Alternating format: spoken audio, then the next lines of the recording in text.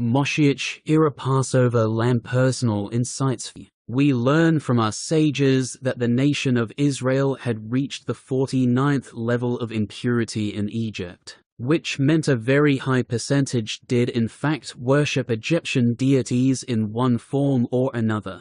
The classic and most worshipped was in fact the lamb. Shock, horror, I hear you say exactly. This is precisely why Moses was groomed and made ready, just in the nick of time to be the MoShiach of that generation. Lamb worship from Judaism point of view is the 49th level of idolatry. So HaShem instructed Moses to choose this idolatry symbol above all others for a sacrifice to the one true God HaShem and no other. However, most Hebrews loved this animal, which was very great indeed, and that was the reason for its selection above all others. So they were forced to do something that really hit the nerve on a spiritual and emotional level, to break the chains of idolatry in their minds and hearts, which should only belong to HaShem. Then they were forced to keep the lamb as a house pet for a week. Their children would play with it,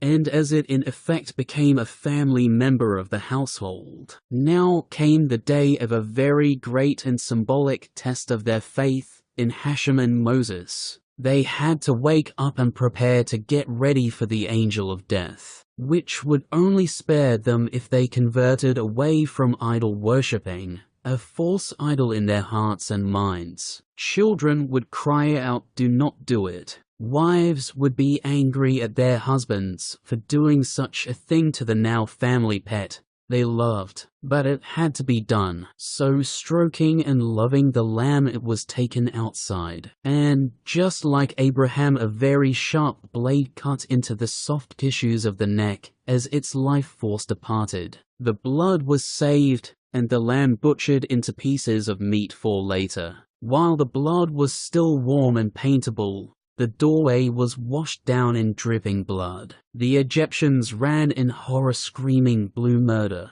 but the local authorities were too scared to take any action. The father came back with the sad news that children and wives screamed and cried for the rest of the day.